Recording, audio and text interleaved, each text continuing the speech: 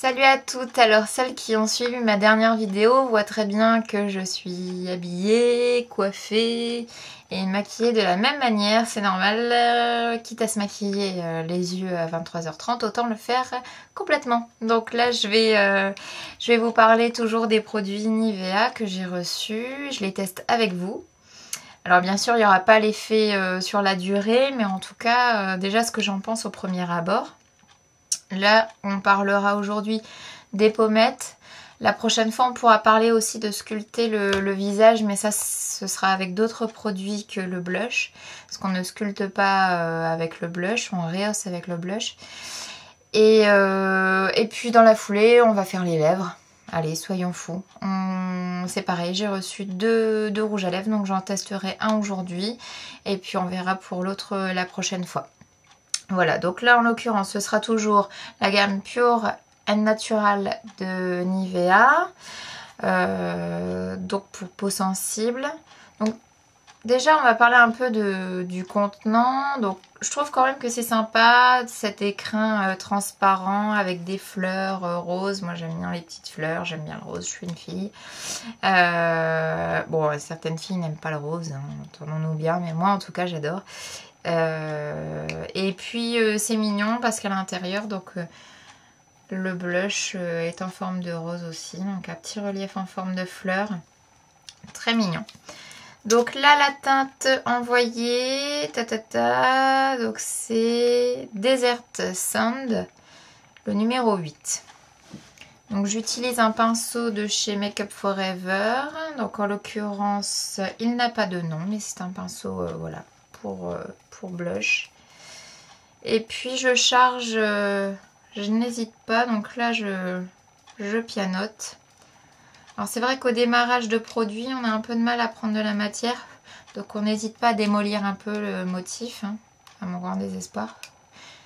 Et puis, alors certaines ont la technique du sourire, mais moi j'aime pas trop parce qu'on peut vite avoir l'effet poupée russe. Simplement, je repère ici l'endroit de ma pommette où c'est le plus rehaussé. Pas forcément besoin de sourire, parfois même bêtement, devant son miroir. Et en réalité, moi je trace une ligne comme une virgule et qui remonte jusqu'à la racine du cheveu. Donc voilà, donc je recharge un peu.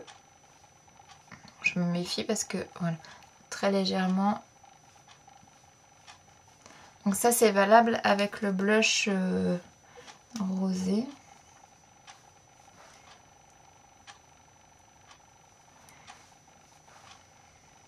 Donc là on commence un peu à voir, en tout cas vous voyez. Et puis, bon alors vous, ça vous paraît très rose parce qu'il y a une lumière blanche sur moi. Mais ce n'est point grave puisque je vais décharger mon pinceau de la matière. Donc comme je vous ai dit la dernière fois, donc sur un mouchoir en papier, je décharge et puis je vais voilà, repasser un coup histoire de... Voilà. Alors quand on regarde comme ça, on a l'impression que là j'ai rien, mais en fait si. Bon, pour vous faire plaisir, on va en mettre un petit coup là. Ah, j'ai souri. Non mais ça aide quand même, mais hop. Vraiment on n'hésite pas jusqu'à la racine du cheveu, hein. Là je vous mens pas, j'en ai bien jusque là. Voilà. Donc ça c'est pour les joues. Donc petit conseil pour l'été, on n'hésite pas à mettre du rosé. Parce que souvent on allège son maquillage, les teintes que l'on choisit en termes de fond de teint sont plus claires, voire inexistantes quand il fait très chaud. Et l'hiver, utilisez plutôt pardon, une couleur abricot ou pêche qui va en fait rehausser un peu la mine un peu grisonnante de l'hiver, puisque l'hiver la luminosité est plutôt dans les bleus pour ceux qui connaissent un peu les températures de lumière, et puis l'été on est plutôt dans les tons plus chauds, donc Donc voilà, en l'hiver on est dans les tons froids, donc ça c'est génial, c'est le fond de teint, c'est très moche, mais c'est pas grave, on va mettre le rouge à lèvres. Et donc l'été, comme la couleur, la température de lumière est plus chaude, on peut mettre un peu plus de rosé. Par contre, pour celles qui ont un petit peu de coprose sur les joues, si vous ne mettez pas de fond de teint, évitez complètement le rose, le blush rosé. Parce que c'est pas beau du tout, ça va se confondre avec vos petites veines rosées et puis ça va gâcher votre maquillage. Donc autant mettre un peu de fond de teint et puis là faites-vous plaisir, mettez du rosé. En tout cas moi je peux parler en connaissance de cause parce que j'en ai un petit peu. Donc voilà, c'est le problème des peaux très claires et donc plus fragiles. Donc voilà pour les joues. Alors je vais choisir mon rouge à lèvres. Alors je n'en mets pas, pourquoi? Parce que j'ai souvent les lèvres sèches. Donc justement pour celles qui ont des problèmes de lèvres sèches, je vous conseille d'hydrater énormément vos lèvres avant de vous maquiller. Donc vous mettez soit une crème hydratante, alors sans parfum, puisque après vous allez un peu l'avoir dans la bouche, donc c'est pas génial. Ou alors vous mettez du beurre de cacao sur les lèvres à grande échelle et ensuite vous prenez votre brosse à dents et comme vos lèvres seront bien hydratées, que les parties sèches seront hydratées, seules les parties mortes vont partir. Donc avec une brosse à dents vous frottez bien vos lèvres pour enlever les parties mortes, les peaux mortes sur vos lèvres. Et ensuite vous pouvez vous faire plaisir et mettre un joli rouge à lèvres. Donc moi j'en mets pas personnellement parce que sinon je peux pas bisouiller mes jujus. Bon, accessoirement, je peux pas bisouiller mon chéoui.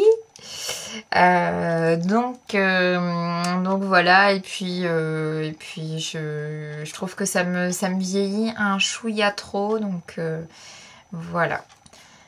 Alors, au niveau de la présentation, bah, c'est assez mignon aussi. On est sur des petits tubes de rouge blanc nacré, ma foi. Donc Nivea, toujours pure et naturelle. Donc là j'ai eu la couleur coral rose et l'autre c'est pétale cranberry. Alors ce que je vous conseille aussi, lorsque vous faites vos paupières très foncées, vous mettez un gloss transparent ou un rouge à lèvres très clair. Et lorsqu'à l'inverse vous faites une paupière plus nude, dans ce cas là vous pouvez charger vos lèvres, voire mettre du rouge.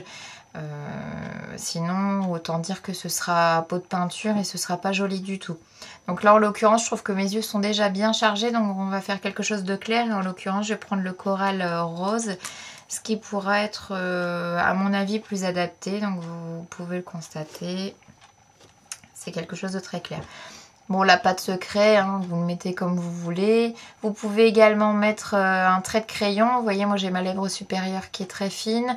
Je pourrais mettre un trait de crayon, mais c'est pareil, moi ça me botte pas le crayon, pourtant j'en ai. Par contre, ça m'arrive de mettre du crayon en rouge à lèvres sur l'ensemble des lèvres pour un effet peu chargé en matière et vraiment mat. Mais sans l'effet rouge à lèvres mat, avec donc la couche de matière sur les lèvres. Ça a de nombreux avantages, mais bon, voilà. Je préfère ne pas mettre aujourd'hui de crayon. Vous m'avez suivi? Alors, je ne l'ai pas testé, donc là c'est du... Enfin, j'ai juste testé sur la main, donc je ne sais pas si ça va réellement m'aller.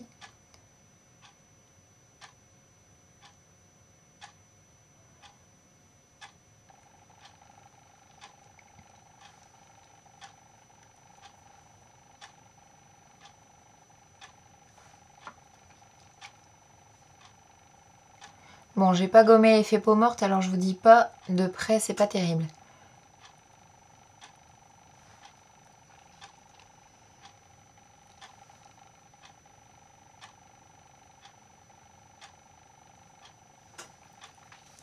Voilà. Bon, écoutez, comme ça a l'air pas mal, c'est vraiment très clair. Donc ça convient bien au maquillage que j'ai réalisé, sur mes paupières en tout cas. Et puis au niveau des pommettes, je trouve ça pas mal. Ça me donne un teint assez frais.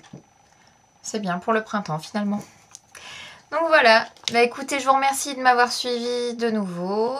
Et puis n'hésitez pas, si vous voulez des références, etc., vous les aurez via le billet du jour.